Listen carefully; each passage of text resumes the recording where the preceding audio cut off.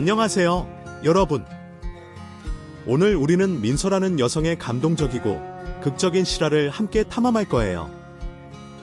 가난하고 괴롭힘당했던 어린 시절을 딛고 성공한 삶을 이루며 의사 아들을 둔 그녀의 인생 여정이 펼쳐집니다. 하지만 예비 사돈 지방과의 만남에서 과거 그녀를 괴롭혔던 지연과 충격적으로 재회하면서 이야기는 긴장감으로 가득 차게 되죠. 과거의 모욕에서부터 통쾌한 복수까지 이 이야기는 인과응보와 강인함에 대한 깊은 교훈을 전하며 여러분을 사로잡을 거예요. 끝까지 함께하며 이 짜릿한 결말을 느껴보세요. 안녕하세요. 저는 60대 여자입니다. 여러분은 죄를 지으면 언젠가는 본인에게 다 돌아온다는 말 믿으시나요? 원래 저는 믿지 않았어요. 인생은 불공평해서 오히려 죄 지은 놈들이 발벗고 더 잘 자고 더 잘 먹고 잘 산다고 생각했죠. 그런데 그런 제 생각을 완전히 뒤집어 놓은 사건이 있었는데요. 맞이에 속이 뻥 뚫리는 시원한 사이다가 준비돼 있으니 꼭 끝까지 들어주세요. 잘 부탁드립니다. 제 유년 시절은 참 힘들고 외로웠어요. 6살 적에 어머니가 병으로 돌아가시면서 아버지 혼자 민정 언니와 저를 키우셨는데 벤이를 다니던 아버지는 집에 있는 날보다 없는 날이 더 많았어요. 아직도 어제 일처럼 기억에 생생해요. 난방시설도 제대로 갖춰지지 않은 시골집에서 민정 언니와 단 둘이 지내던 비참한 나날들이 그래도 2살 터울에 민정 언니가 쌀독에 있는 쌀로 밥을 지어주고 옆집 아주머니가 가끔 반찬을 챙겨주고 하셔서 배를 꼽지 않았는데요. 그렇다고 해서 불행하지 않은 건 아니었어요. 특히 학교 생활이 참 힘들었는데요. 국민학교 아니 뭐 요즘은 초등학교라고 하죠. 뭐 그때야 다들 어리고 순수하니까 따돌림 같은 것도 없고 너나 할 것 없이 잘 어울렸는데 중학교 들어가면서 붙은 여자애들은 조금씩 노는 무리가 갈라졌어요. 집이 잘 사는 무리, 공부 잘하는 무리, 노는 무리 등등. 하지만 저는 그 어디에도 끼지 못했죠. 아무래도 부모 손을 타지 않으면 겉으로 봤을 때 티가 날 수밖에 없잖아요. 그걸 애들도 다 느꼈던가 봐요. 부끄러운 얘기지만 사실 저는 제 몸을 청결하게 관리하는 방법도 몰랐어요. 누가 알려준 적이 없으니까요. 옷도 안 빨아입고 다녔고요. 목덜미 귀 뒤쪽도 제대로 씻지 않아서 때가 가득했죠. 언젠가부터 친구들이 제 곁으로 다가오지 않았어요. 뒤에서 더럽다니 엄마가 없어서 저런다 자기들끼리 소원거리기도 했죠. 어린 마음에 얼마나 상처받았는지 몰라요. 뒤늦게 반 여자아이들과 제가 다른 점을 찾기 시작했어요. 깨끗하게 세탁된 몸에 꼭 맞는 옷, 단정하게 묶거나 자른 머리, 비누 냄새가 나는 몸. 다들 저와는 천지 차이더군요. 그걸 알게 된 날 어찌나 비참하고 서럽던지. 그때가 한겨울이었는데 저희 집은 욕실이라 할 것도 없었기 때문에 마당에 있는 수가에서 온몸을 벅벅 씻었어요. 얼음장처럼 차가운 물에 손발이 떨어져 나갈 것 같았지만 깨끗해지고 싶어서 다른 아이들과 똑같아지고 싶어서 꾹 참았네요. 그거 옷은 죄다 벗어버리고 민정 언니에게 새 옷을 사러 가자 졸랐죠. 물론 저희에게 그럴 돈이 있을 리가 없었어요. 아버지가 가끔 육지로 올라와 돈을 놓고 가긴 하셨지만 딱 저희 쓸 학비와 쌀 살 돈 정도만 주셨으니까요. 그 돈은 진작에 떨어진 지 오래였고 민서야 아직 명절도 아닌데 새 옷은 무슨 새 옷이야. 다음에 아버지 오이면 그때 사달라고 하자. 응. 민정 언니는 저를 달랬지만 철이 없던 저는 울고불고 난리를 쳤어요. 싫어나도 새 옷 사줘. 반애들이 나 더럽다고 같이 안 논단 말이야. 몸을 깨끗하게 씻으면 뭐해. 옷이 더러우면 애들이 또 놀릴 텐데 나 옷 사주 언니 제발 부탁이야. 옷이 더러우면 빨면 되지. 언니가 빨아줄게 기다려봐. 민정 언니는 제가 벗던 옷들을 주워서 마당으로 갖고 갔어요. 그리고 수도가 앞에서 쭈그리고 앉아 찬물에 옷을 빨기 시작했죠. 그때 언니 나이도 고작 16살이었는데 너무 어렸는데 아직도 그때 일을 생각하면 너무 미안하고 죄스러워. 지금은 민정 언니와 만나면 그런 일도 있었지 하고 웃을 수 있게 됐지만 그때 일은 오랫동안 저희 자매에게 큰 상처로 남았네요. 어쨌든 그 뒤로 최대한 깔끔하게 하고 다니려고 노력했는데요. 여전히 반 아이들은 저와 놀아주지 않았어요. 개 중엔 유독 저를 괴롭히던 여자애가 한 명 있었는데요. 김지연이라고 예쁘장한 얼굴과는 다르게 성격이 표독스럽고 까칠한 애였죠. 아버지가 비행기 부품 사업인지 뭔지 한다고 해서 집이 아주 부자였어요. 그래서 장난기 많은 남자애들도 그애 앞에선 꼼짝을 못했죠. 저도 그애 앞에서 자꾸만 작아지는 건 마찬가지였는데요. 그런 제가 그 애의 표적이 된 이유는 딱 하나였어요. 바로 그 애보다 그림을 잘 그렸기 때문이죠. 당시 저희를 가르치던 미술 선생님은 분이었는데요. 상처럼 하얀 수에 젖은 눈동자가 대단히 잘생긴 사람이었어요. 당연히 교내 여학생들에게도 인기가 아주 많았죠. 그런데 그 선생님이 우연히 제 그림을 보고 칭찬해 준 게 화근이었어요.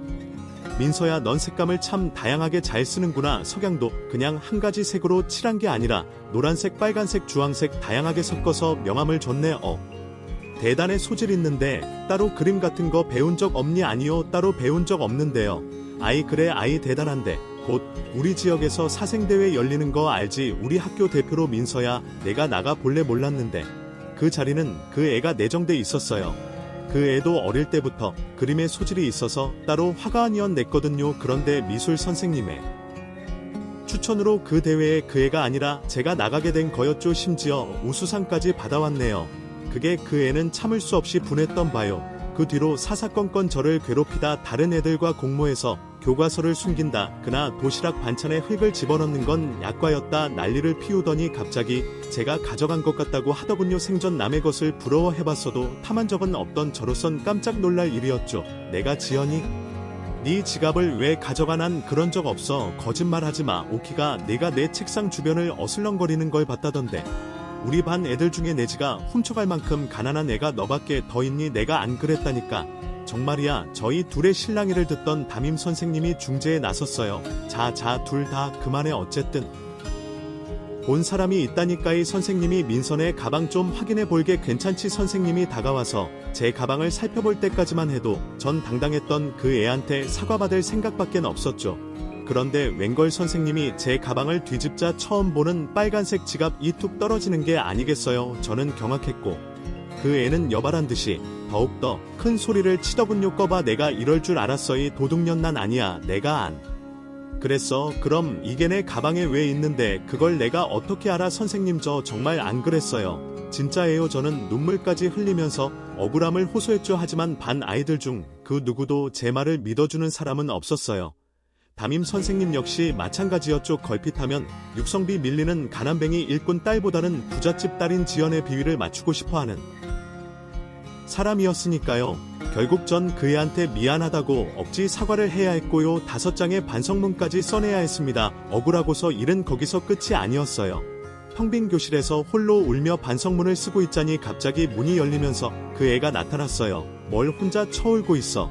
아직도 억울하니? 그래, 난 정말 지연이 지갑 마음 차갔단 말이야. 그러시겠지. 사실 그 지가 내가 남자애들 시켜서 내 가방에 몰래 넣은 거거든. 그 애의 악마 같은 말에 저는 소스라치게 놀랐어요.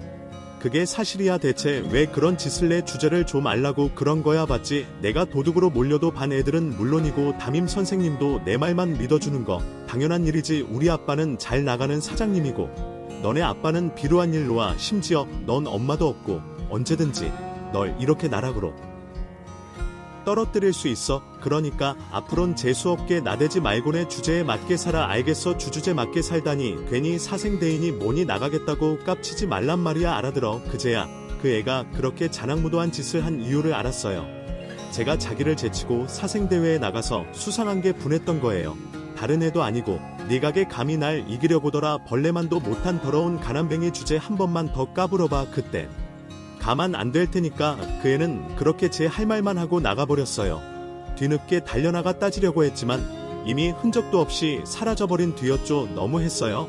똑같은 사람이고 똑같은 교실에서 수업받는 동급생인 왜 제가 사생대회에 나갔다는 이유만으로 그 애한테 그렇게 당해야 하는지 이해할 수가 없었죠. 저는 그 길로 교무실로 가서 담임 선생님에게 그 애가 한 말을 알렸어요. 하지만 담임 선생님은 제 말을 믿어주지도 않았고요. 설사 그게 사실이라고 해도 그냥 조용히 넘어가자고 하더군요. 그의 아버지가 갖고 있는 돈과 권력이 겁이 났던 거겠죠. 그렇다고 저도 그 앞에 굴복하고 싶지 않았어요.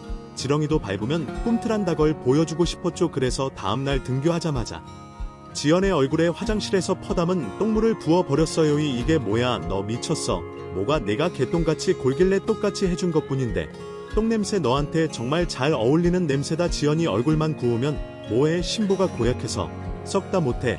아주 똥내가 진동을 하는데 너 그렇게 살지마. 알겠어? 제 경고에 지연의 얼굴이 울그락불그락해졌어요. 하지만 당장 똥물을 뒤집어 쓴 게 끔찍했지만 담 선생님한테 혼나고 또 반문을 써야 했지만 복수하 잘했다 싶었네요. 하지만 그 다음 날부터 제 앞엔 끔찍한 지옥길 펼쳐졌어요. 지연은 반 애들을 선동해서 한층 더 저를 끔찍하게 괴롭히기 시작했어요. 아예 말도 안 걸고 투명인간 취급하는 건 당했고요. 애들을 몰래 때리기까지 했네요. 음식물 쓰레기를 가져와서 억지로 제 입에 넣고 먹게 한 적도 있죠. 담임 선생님한테 도움을 요청해봤지만 별 소용은 없었어요.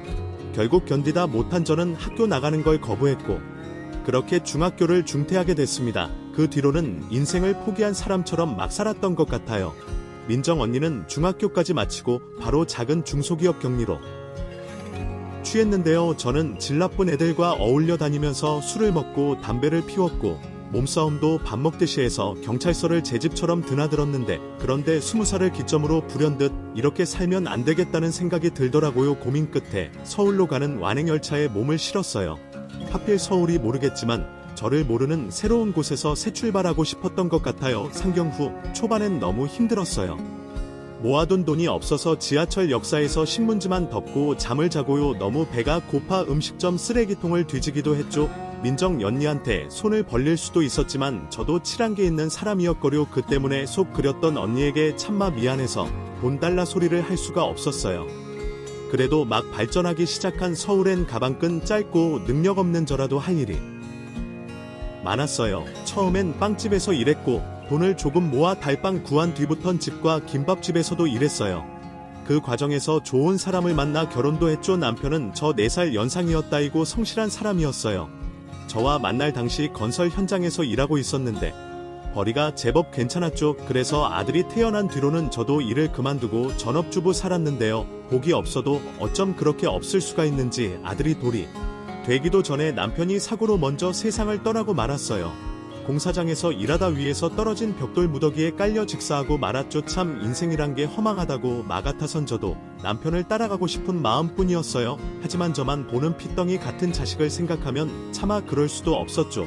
남편을 대신해 가장이 된 저는 아들을 키우기 위해 돈이 되는 일이라면 뭐든 다 해서 남의 집 식모살이도 하고요. 시장에서 생선도 내다 팔고 김밥도 말아 팔았죠. 죽어라 이한 덕분일까요? 빠듯한 살림이지만 그래도 돈이 조금씩 모이긴 모이더니 그쯤에 결혼한 민정 언니가 서울로 이사를 왔어요.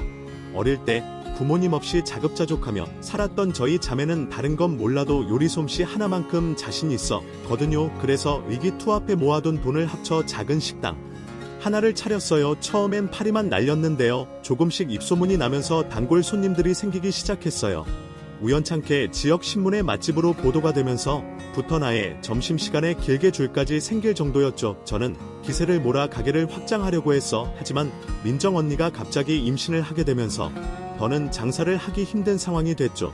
결국 민정 언니에게 돈을 일부 떼어주고 가게를 새로 알아봐야 하는 상황이 됐는데요. 이 전화위복이라고 좀 무리해서 빚까지 내고 건물 하나를 사들여 거기에 가게를 차렸어요. 그런데 몇 년 새 그 주변이 개발되면서 건물 가격이 배가 넘게 뛰었어요. 저는 순식간에 부자가 됐고요. 더는 식당 일을 할 필요도 없게 됐죠. 그때부턴 부동산 투자에 눈을 떠서 열심히 공부했어요. 건물에서 나온 월세와 권리금으로 인근에 있던 다른 건물을 사들이는 식으로 재산을 불려나갔죠. 나중엔 따로 전문 자산관리인지 고용해야 할 정도로 재산 규모도 커졌네요. 그 사이에 아들도 무럭무럭 잘 자라줬어요. 죽은 남편을 닮아 머리가 비상했던 아들은 의대에 진학했고요. 오랜 공부 끝에 지역에 있는 한 병원에 들어가 인턴 생활을 시작했죠. 이 부모란 게 참 그런가 봐요. 아들의 진로가 어느 정도 안정이 되자 그때부턴 빨리 좋은 여자 만나서 결혼하길 바라게 되더군요. 하지만 아들은 보통 연예인 관심이 없어 보였어요. 아들이 의사다 보니 아무래도 주변에서 맞선 제의도 많이 들어왔는데요. 은근히 떠봐도 이 아들은 번번이 거절하게 했어요. 만나는 여자가 있냐고 물어봐도 그런 거 아니라고 지금은 일에만 집중하고 싶다고 하더군요. 처음엔 그런 아들의 의사를 존중히 줄이 넘어가자 그때부턴 저도 조바심이 들더라고요. 뭐 지금에야 40대에도 장가를 가는 시대라고 하지만 옛날은 20대 후반만 돼도 노총각 소리를 들었으니까요. 그래서 하루는 아들을 붙잡고 말했어요. 이제 저는 못 기다려 죽겠으니까 선이라도 봐서 결혼하라고. 그러자 아들이 박소리를 하더군요. 저 사실 마전부터 만나는 여자 생겼어요. 엄마한테 차차 말씀드리려고 했는데 이번 주말에 데려와서 보여 드릴게요. 그래 뭐하는 아가씨인데 얼마나 만났는데 미용실에서 일하는 사람인데요. 만난 진 이제 3개월 정도밖에 안 됐어요. 여자친구가 일하다 손을 다쳐서 병원에 왔다가 사귀게 됐고요. 제가 의사 아들로 유세 부리는 시모가 되고 싶은 건 아니었어요. 하지만 왕이면 같이 병원에서 일하는 참한 아가씨면 했는데 미란이 실망한 것도 사실이었네요. 그런지 속을 아는지 모르는지 아들이 계속해서 입을 열었어요. 원래 좀 더 천천히 소개해 드리려고 했는데 엄마 놀라지 마시라고 미리 말씀드릴게요. 그게 사실은을 아은 충격적인 소리를 했어요. 사실은 여자친구가 임신했어요. 이제 사주됐다는데 더 배부르기 전에 결혼해야 할 것 같아서요. 뭐네 내가 그 아가씨를 임신시켰다네. 저도 처음에 많이 놀랐는데 근데 이미 생긴 애를 어쩌겠어요. 어차피 남들보다 결혼이 늦어서 걱정이었는데 차라리 잘 됐죠. 뭐 누굴 닮았는지 아들은 참 태평하게만 했어요. 당장 저는 얼굴도 모르는 아들의 여자친구가 발랑까지는 아닐까 걱정이 태산이었지만 다행히 그 주 주말에 만난 아들의 여자친구는 참하고 얌전해 보였어요. 임신한 것도 아들과 달리 민망해하고 죄송해 하더군요. 여자인 제가 좀 더 조심했어야 하는 건데 죄송해요 어머님. 그래도 저랑 뱃속의 기 너무 미워하지 말아주세요. 제가 어머님 마음에 들 수 있도록 열심히 노력할게요. 그런 예비 며느리를 보고 있자니 불안하게 들떴던 마음도 좀 진정이 되더라고요. 그래 어릴 때부터 똘똘 있던 아들이니 여자도 제대로 골랐겠지 하는 생각이 들더군요. 내가 죄송하긴 뭐가 죄송해요. 남자가 더 조심해야 하는 법인데 엄한 아가씨 신세 망친 것 같아서 내가 더 면목이 없지. 그래도 기왕 이렇게 한 식구가 된 거 앞으로 차해보자구나. 그렇게 말씀해 주시니 정말 감사해요. 앞으로 저 딸처럼 생각하고 편하게 대해주세요.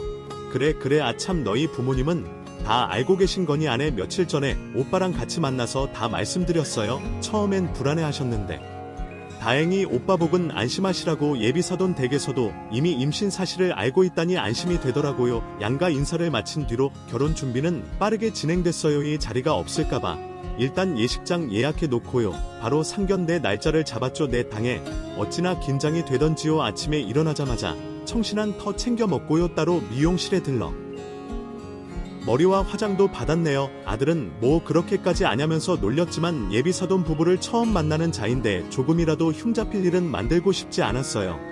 그렇게 모든 준비를 완벽하게 끝내고 상견례 장소에 도착했어요. 그런 약속 시간이 다 돼가도록 예비 며느리와 그 가족들은 모습을 드러내지 않더군요. 처음엔 차가 좀 밀리나 했는데요. 30분이 지나도록 소식이 없어 결국 아들이 예비 며느리에게 전화를 걸었어요.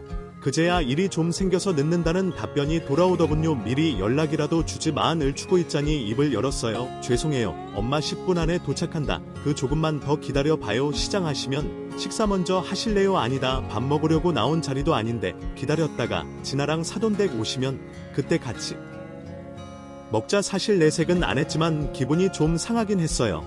제가 남편 없이 혼자라고 무시하나 싶기도 했죠. 하지만 자기가 잘못한 것도 아닌데 미안해하는 아들 때문에 티는 내지 않고 꾹 참았네요. 10분 안에 도착한다. 예비사돈 댁은 30분이 더 지나서야 모습을 드러냈어요. 당장 1시간을 기다리게 한 거였죠. 어머님 죄송해요. 오래 기다리셨죠. 아버지가 초행길이라 운전이 서서 길을 헤매는 바람에 오자마자 예비 며느리는 눈치를 쩔 정작 사내는 식적인 사과도 하지 않고 뜸자리부터 앉았어요. 그리고 바깥 사돈은 찬물을 벌컥벌컥 들이키면서 길이 너무 복잡하네. 어쩌네 불평불만만 들어 놓더군요.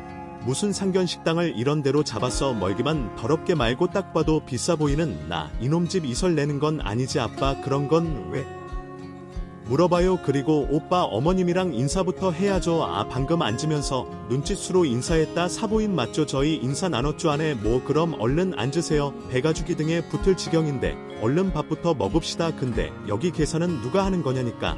당연히 강서방 자네가 하는 거지. 우리 딸 임신시켜서 발목 잡아놓고 이런 걸 우리한테 떠넘기지 않을 거라고 믿네. 그 의사 이러면 돈깨나 만질 거 아니야. 안 그래 바깥 사돈은 행동부터 말투까지 뭐 하나 품위 있는 구석이 하나도 없었어요. 가래 끓는 목소리로 계속 돈돈거리는 게 천박하기 그지 없었죠. 아들이 자기가 계산할 거라고 얘기하자 그제야 안심한 듯 음식을 입에 쓸어 시작했는데요. 그 모습이 어찌나 개걸스럽게 입맛이 뚝 떨어질 정도였네요. 반면 사부는 도가 지나치다 싶을 정도로 조용했어요. 왠지 모르게 하얗게 질린 얼굴로 제 쪽을 흘끔거리더군요. 늦은 게 미안해서 그러나 싶어 먼저 살갑게 말을 붙여봐도 단답만 툭툭 쏘더라도 맺어도 될까 걱정이 될 정도였죠. 예비 사돈댁의 만행은 거기서 끝이 아니었어요. 저희가 예약한 음식이 한정식 코스 요리라 중간중간 술도 같이 나왔는데요. 바깥 사돈은 어지간한 주당인 이제 술을 보고 바로 반색하고 그리고는 한마디 양해도 없이 아이 술을 병제 주문해서 벌컥벌컥 들이키기 시작했죠. 나중엔 너무 취해서 혼자 이런저런 수다를 떠는데 도저히 혼사에 관한 얘기를 나눌 수 있는 상태가 아니었어요. 게다가 듣기 민망하게도 얘기의 대부분이 안사돈 비난하는 내용이었네요. 아이 부있는 남편 먼저 떠나보내고 강서방을 의사까지 만들다니 정말 대단하십니다. 민 듣기로는 면 번 돈으로 건물 사셨다면이야 완전 신사임당이 따로 없어요. 그에 비해 우리 마누라는 집구석에 들어박혀서 할 줄 아는 거라곤 밥 축내는 것밖에 없어요. 아이 그런 주제 아직도 지가 공주인 줄 안다니까요. 지네 아버지 사원 망한 게 언젠데 빚만 잔뜩인 그 집구석에서 빼내준 게 난데 그 은혜도 모른다고요. 에휴 누굴 탓하겠습니까? 이게 다 제가 버릇을 잘못 들인 탓인데 왕년에 집사람이 얼굴이 좀 돼서 제가 오냐오냐 했거든요. 비싼 가방이며 옷이며 다 사다 바쳤죠. 근데 지금 보십시오. 다 늙어서 쭈랑 할망구가 됐는데 아직도 자기가 공주인 손 하나 까다 안 하려고 하니 저희 딸도 그렇고 제가 이 두 모녀 먹여 살리느라 등린이다.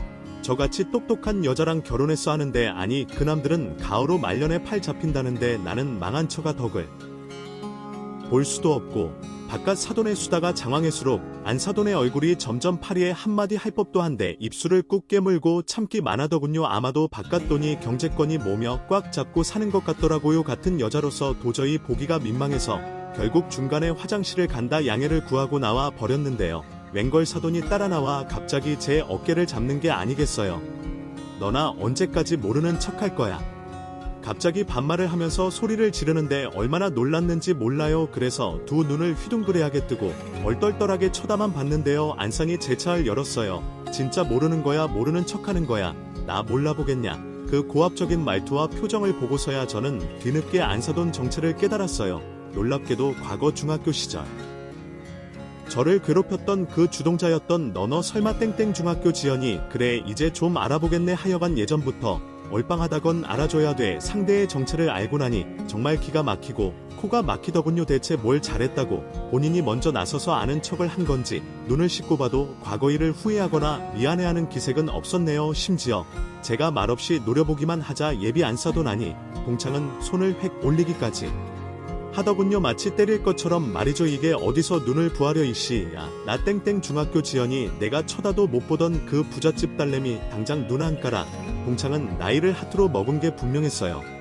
당당하게 허리에 척 손까지 올리고는 계속해서 언성을 높이더니 아까 우리 남편이 한 얘기 같고 너도 나 무시하나 본데 내가 그냥 집에서 노는 줄 알아. 나도 요즘 요시 업에 엄청 잘 나간다고. 뭐 내가 요식업을 한다고 그래 관심 있냐. 그럼 다음에 한번 와서 좀 팔아주든가. 동창은 어깨에 잔뜩 힘을 준 채 제게 명함 하나를 내밀었어요.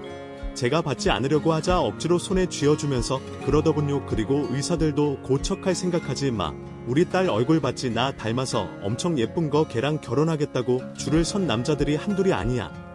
정치인 아들의 병원장 아들의 난다긴다 하는 놈들은 다 쫓아다녔는데 하필이면 내 아들이 우리 딸 임신시키는 바람에 이렇게 된 거 아니야. 내까지 거랑 사돈을 맺어야 한다니 기분이 썩 유쾌하진 않은 게 사실인데 그래도 어떡하겠어. 이미 뱃속에 들어서 내를 지울 수도 없고 강서방이 다른 건 몰라도 사람 하나는 착해 보이니까 허락해 주는 거야. 딱 봐도 우리 딸한테 잡혀 살 것 같아서 알겠어. 그러니까 감사합니다 하고 결혼에 괜히 아들 유세 부릴 생각 말고 동창의 모욕적인 말에 온몸이 부들부들 떨렸어요. 마가타선 동창뺨을 한 대 올려붙인 다음 당장 룸 안으로 들어가서 아들을 데리고 나오고 싶었죠. 하지만 과거 상처가 너무 깊기 때문일까요? 저는 그저 돌처럼 굳은 채 아무것도 할 수가 없었어요. 동창은 그런 저를 보더니 픽 비웃음을 날렸고 제 어깨를 밀치고 그렇게 혼자 화장실로 들어가 버렸어요. 혼자. 남겨진 저는 손에 쥔 명함을 그제야 들여다봤어요. 손수 명함까지 쥐어주기에 뭐 얼마나 대단한 가게인가 했는데 웬걸 그냥 평범한 프랜차이즈 식당이고 심지어 그 식당 대표와 제가 따로 아는 사이였어요. 지역사업가 모임에서 몇 번 만나 얼굴을 익힌 사람이었죠. 새삼 제가 얼마나 성장했는지 느껴졌어요. 그동안 치열하게 살면서 남부럽지 않게 성공했고 아들까지 훌륭하게 키워 작저를 괴롭히던 한 명 다시 만났다고 그 시절 더러운 가난뱅이 소녀로 돌아갈 이유가 없었죠. 저는 룸으로 들어가 아들에게 몸이 안 좋다고 말했어요. 그리고 바깥 사돈과 예비 며느리에게 양해를 구한 뒤 아들과 같이 조용히 상견 내장을 빠져나왔죠. 엄마 죄송해요. 오늘 기분 많이 상하셨을 때만 해도 두 분 다 좋은 분들이었는데 아무래도 오늘 장인어른이 약주가 과하나 봐요. 진아랑 얘기해서 다시 날 잡을게요. 아들은 제가 예비사돈 부부 때문에 기분이 상했다고 생각하는 눈치였어요. 운전하는 내내 제 안색을 살피며 어쩔 줄 몰라 더군요 고민하다 그런 아들에게 동창과 있었던 일을 털어놨어요. 저희의 과거 악연에 대해서도 났죠. 사실 중학교 때 따돌림을 당했던 게 창피해 그 누구에게도 털어놓은 적이 없었거든요. 지금 생각해보면 참 바보 같아요. 괴롭힌 놈들이 나쁜 거지 피해자는 부끄러워할 필요가 없는데 말이에요. 어쨌든 갑작스럽게 꺼낸 얘기에 아들은 당황한 눈치였어요. 많이 놀랐는지 핸들을 잡은 손이 덜덜 떨리더군요. 이 사고라도 날까 염려돼 인근 길가에 잠시 차를 세웠네요. 그게 무슨 사실이에요? 엄마가 뭔가 오해한 거 아니고요. 오해일 수가 없지. 그쪽에서 먼저 날 아는 척했는데 근데도 사과도 안 하고 오히려 그런 협박을 했단 말이에요. 그게 말이 돼요. 그러게 그땐 어렸으니까 미성숙 날 괴롭거라고. 지금 보니 여전히 덜 자더라. 인성 자체가 쓰레기였던 거지. 아니 어떻게 그럴 수가 있어요. 무릎 꿇고 빌려도 모자를 마당이 안 되겠어요. 저희 결혼 그냥 어플마치 자기 일처럼 분노하던 아들이 밖에 말을 했어요. 저는 화들 놀라 그런 아들을 말렸죠. 그게 무마리아을 없겠니지나 뱃속에 있는 애는 어떡하고. 그거니 이를 알기 전에 일이죠. 세상 천재 자기 엄마 괴롭히던 여자를 장모님을 모시고 사는 아들이 어디겠어요. 그건 불효 중에 불효죠. 엄마가 절 얼마나 고생고생 키워주셨는데 전 장모님 아니 그 여자 절대 용서 못해요. 아니 안 해요. 아들의 말이 당황스럽긴 했지만 위로가 된 것도 사실이었어요. 예비 며느리보다 저를 우선시해주는 아들에게 너무나 감동받았죠. 그래도 이건 아니다 싶더라고요. 어쨌든 예비 며느리는 잘못한 게 없었으니까요. 그래도 그건 좀 아닌 것 같구나. 진아의 속에 내가 책임져야 할 아이도 있는데. 저는 긴 시간 아들을 설득했어요. 그러자 아들도 마침내 한 발 물러서더군요. 엄마 뜻이 그렇다면 알겠어요. 그럼 일단 진아 만나서 얘기를 좀 해볼게요. 그래도 자기 엄마가 한 일인데 진아도 알긴 알아야죠. 전 그 여자가 엄마한테 정식으로 사과하기 전까진 절대히 결혼 진행 못해요. 아들은 단호하게 내뱉은 다음 저를 집으로 데려다주고 바로 예비 며느리를 만나러 갔어요. 괜히 죄 없는 아이들만 폭탄을 맞은 것 같아 마음이 너무 불편했는데요. 웬 반전이 기다리고 있었지 뭐예요. 잠자리에 들지도 않고 얼마나 아들을 기다렸을까요. 늦은 새벽이야 돌아온 아들은 술에 잔뜩 취해 있었어요. 제가 그 시간까지 자기를 기다리고 있었다는 걸 알고 깜짝 놀라더군요. 엄마 왜 먼저 안 주무시고 저 기다리고 있던 거예요. 그래냈는지 궁금해서 아이. 죄송해요. 엄마가 기다리는 줄 알았으면 더 일찍 왔을 텐데 술은 진아랑 같이 마신 거니 아니요. 저 혼자 먹었어요. 진애랑 얘기가 잘 안 된 거야. 제 물음에 잠시 머뭇거리던 아들이 이내 다시 입을 열었어요. 엄마 진아 개호저 말고 따로 만나는 남자가 있었어. 애도 제 애 아니고. 그 남자 엘의 아들의 충격적인 고백에 저는 입을 떡 벌렸어요. 제 귀로 들은 사실을 도무지 믿을 수가 없었죠. 아니 그게 대체 무슨 일이야. 진아 뱃속에 애가 다른 남자애라고. 그럼 진아가 바람을 피웠다는 거니네. 저 만나면서 전 남자 친구를 같이 만났더라. 제가 엄마 일 얘기하면서 어떻게 그럴 수가 있냐고. 당장 너네 엄마 데려와서 사과하라고 하니까 적반하 장식으로 나오대요. 증거도 없는데 왜 사람을 몰아붙이냐고. 참 그래서 결국 헤어지기로 했는데지도 연리 받았는지 그러더라고요. 저 아니면 남자가 없는 줄 아냐고. 자기 따로 만나는 사람 있었다면서 그 자리에서 바로 전 남자친구 불러서 같이 가버리네요. 그 남자도 이미 뱃속 개가 자기 애인 거 알고 있더라고요. 해서 담담하게 얘기하던 아들은 결국 복받쳤는지 아이처럼 엉엉 울기 시작했어요. 그런 아들이 가여워서 저도 같이 울었죠. 제 눈에 피눈물 나는 것보다 자식 눈에 눈물 나는 게 더 속쓰리다. 꽁꽁 감추고 있던 복수심이 뒤늦게 고개를 들었어요. 어떻게든 그 더러운 일가에게 제대로 되갚아줘야겠다 생각이 들었죠. 저는 그 길로 동창이 운영하는 프랜차이즈가의 대표한테 전화를 걸었어요. 그리고 그간의 사정을 설명하면서 좀 도와달라고 했죠. 일전에 그 대표가 돈이 궁할 때 제가 돈을 빌려준 적이 있었거든요. 그 덕인지 대표는 마치 자기 일처럼 분노했어요. 그리고는 바로 동창과 계약을 끊겠다고 하군요. 안 그래도 그 매장이 평소 레시피도 잘 안 지키고 고객 대응도 엉망이라 여러 가지로 계약 위반 사항이 많았다고 하더라고요. 하늘이 저를 돕는구나 싶었죠. 그 길로 저는 다시 동창에게 연락해 만나자고 했는데요. 동창의 반응은 여유만만이었다. 다시 만날 이유가 있니? 우리 딸한테 듣기론 둘이 파혼했다던데 나도 몰랐는데. 우리 딸 뱃속에 있던 애 강서방 애가 아니라지 뭐니 그렇다고. 우리 딸한테 뭐라고 할 생각은 꿈에도 말아라. 우리 딸은 강서방이 죽자사자 쫓아다녀서 만나준 것뿐이니까. 애초에 별로 결혼하고 싶은 마음도 없었대. 도대체 이 여유는 어디서 나오는 걸까 싶더라고요. 듣기로는 바깥 양반도 제대로 리하는 게 없고 신통치 않다던데. 예비 며느리 아니 동창 딸도 임신 사실을 안 뒤로 바로 미용실을 그만둔 상태였고요. 궁금한 마음에 흥신소를 통해 그 집안 사정을 알아봤어요. 바로 답이 나오더군요. 동창 딸이 다시 만난다는 그 전 남자 친구가 글쎄 한사까지 뭐예요? 혹 덕지 있을까? 그 남자에 대해 더 자세히 알아봐달라고 흥신소에 추가로 의뢰했어요. 그리고 조사 결과 아주 흥미로운 사실을 알게 됐죠. 혼자만 알기엔 아쉬워서 다시 동창에게 연락했고 하고 싶은 말이 있으니 꼭 만나달라고 했죠. 굽히는 척했지만 실상은 복수의 대를 준비한 거였어요. 아무것도 모르는 동은 남편을 대동하고 뻣뻣하게 목에 힘을 준 채 나타났네요. 결혼 준비로 바빠 죽겠는데 왜 자꾸 불러대니? 저런 준비로 바빠? 안원의 딸 다시 만난다는 그 남자랑 알고 보니 그 남자가 애 아빠였다고. 기집애가 얼마나 몸을 험하게 굴리고 다녔으면 지폐 속의 아빠도 헷갈린다제 모욕적인 말에 동과 그들이 얼굴을 켰어요. 특히 당사자인 동창 딸은 펄쩍 뛰더군요. 어머니만이 아줌마 지금 뭐라고 했어요? 누가 몸을 험하게 굴렸다 해요? 그 사람랑은 우연히 다시 만났다가 딱 하룻밤 실수로 그렇게 됐을 뿐이고요. 오빠한테도 저 일부러 작정하고 속인 거 아니에요. 그래서 뱃속에 애가 그 사람 애라는 거 알자마자 바로 헤어진 거잖아요. 웃기고 있네. 개털린 전 남자 친구랑 의사인 우리 아들이랑 간보다가 우리 아들 선택한 거면서. 근데 갑자기 전 남자 친구가 사업으로 대박났다고 해서 그리로 마음이 기운 거잖아. 내간의 시커먼 속을 모를 줄 아니. 제 말에 전곡을 찔렸는지 동창 딸은 아무 말도 못했어요. 그러자 동창이 대신 앞으로 나서더니 너 지금 그런 거 따지려고 우리 부른 거니? 그 거짓 가난뱅이 근성은 어디 안 가는구나. 정신 차려. 우리 딸이 좋은 남자 만나 시집 가는 게 그렇게 질투나? 하여간 넌 옛날부터 날 그렇게 질투하라. 너 아직도 너는 아무 죄도 없는데 내가 너 일부러 괴롭힌 거라고 생각하지? 천만에 다른 애들도 다 너 싫어해서 더럽고 냄새나고 눈치 없다고. 난 애들이 싫어하는 걸 옆에서 살짝 꺼은 뿐이야.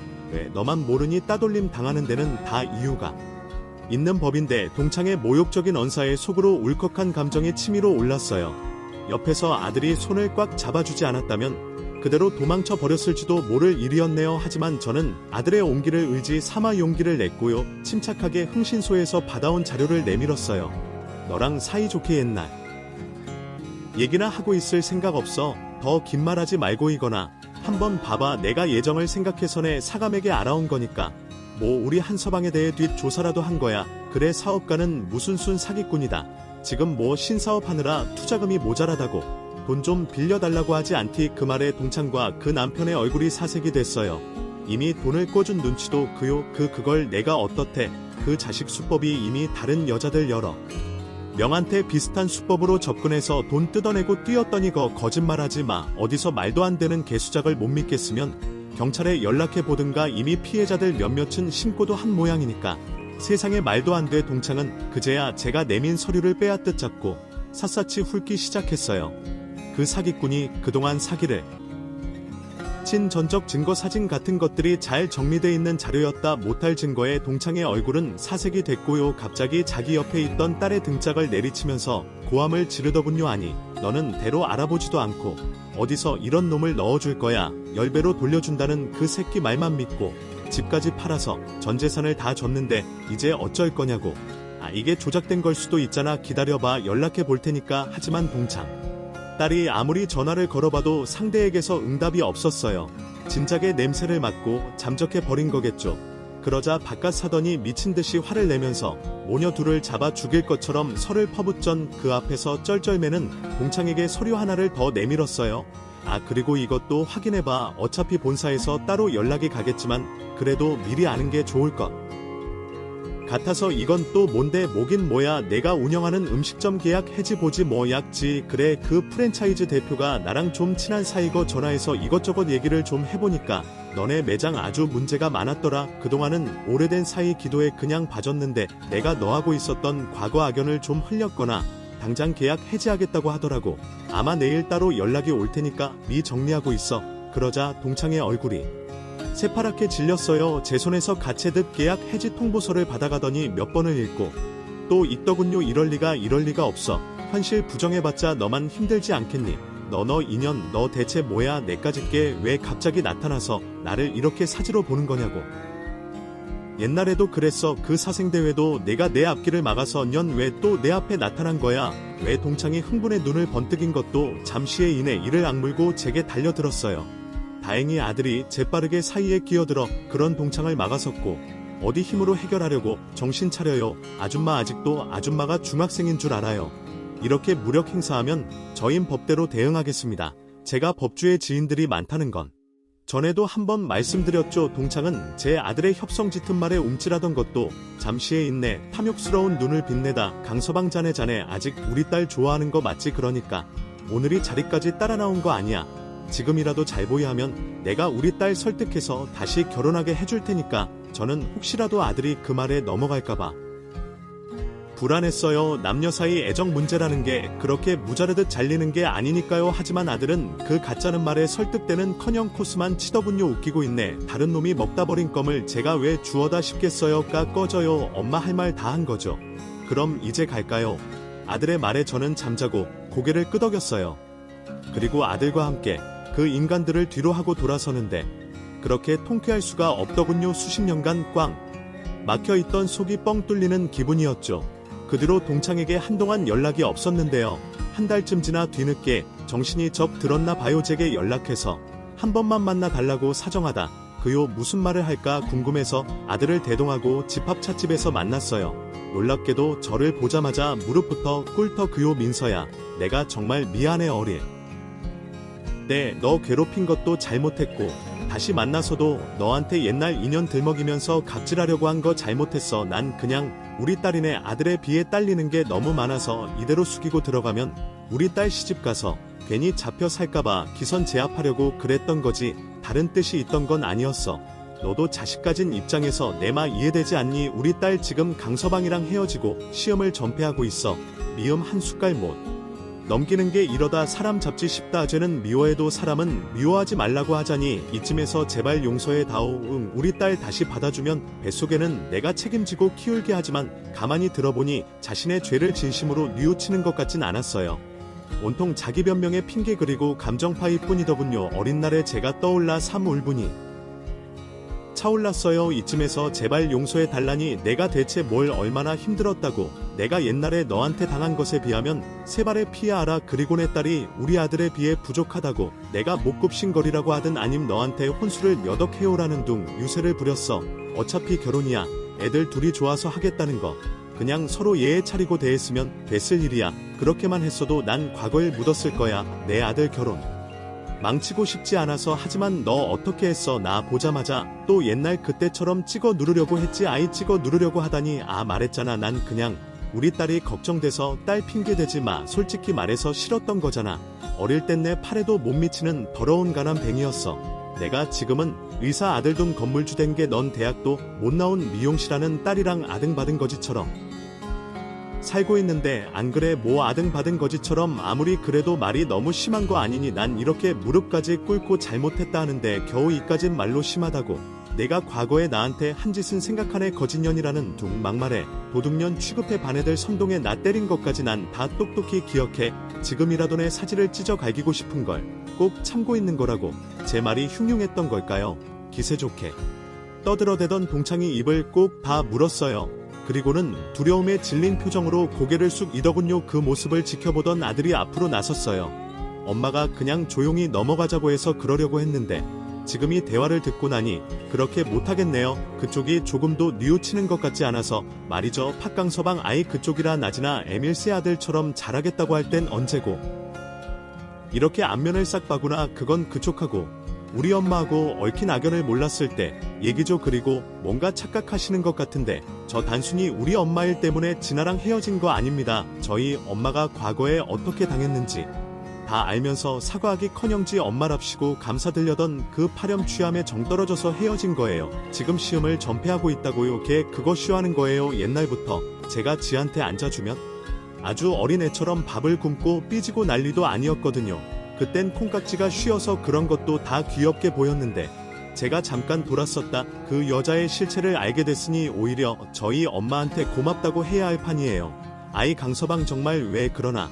우리 친나 자네밖에 없다는 거 알잖나. 뱃속에 애는 내가 어떻게든 자네 눈에 안개. 뱃속에 애는 제 애도 아닌데 어찌되든 관심 없고요. 저 그 여자 다시 만날 생각 없어요. 생각해보세요. 제가 왜 다른 남자애나 베고 있는 백수를 구이 거두겠다. 훨씬 더 잘나고 예쁜 여자 얼마든지 만날 능력이 되는 데 가서 전해주세요. 난 이미 마음든 지 오래니까 쇼 그만하고 다른 호구 잡힐 남자나 찾아보라고. 그리고 그냥 넘어가려고 했는데 안 되겠다고 저한테 빌려간 돈 5천만 원도 이달 말까지 꼭 갚으라고 얘기해주세요. 또 그동안 제가 선물했던 명품백이나 귀금속도 전부 택배로 보내주시고요. 갑작스러운 돈 얘기에 동창의 얼굴이 하얗게 질렸어요. 그게 무슨 소린가. 우리 딸이 자네한테 돈을 빌렸나네. 모르나 보네. 전됐다고 했는데 자기 손으로 꼭 갚겠다서 차용증 썼었는데 아마 곧 결혼할 테니 안 받을 거라 생각했겠죠. 저도 받을 생각 없었고요. 근데 그쪽이 여기까지 와서 저희 엄마를 괴롭히는 꼴을 보고 있자니 열받아서 그냥 받으려고요.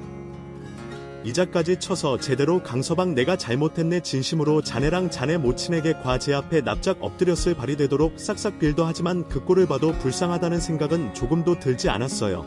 오히려 강약약강의 전형이란 생각에 속만 해지더군요. 이미 버스는 떠난 지 오래야 헛수고 그만하고 돌아가서 돈이나 마련해. 저는 매달리는 동창을 뿌리치고 그렇게 아들과 집으로 돌아왔습니다. 그 뒤로 아들은 진짜로 자신의 전 여자친구에게 악착같이 돈을 받아냈어요.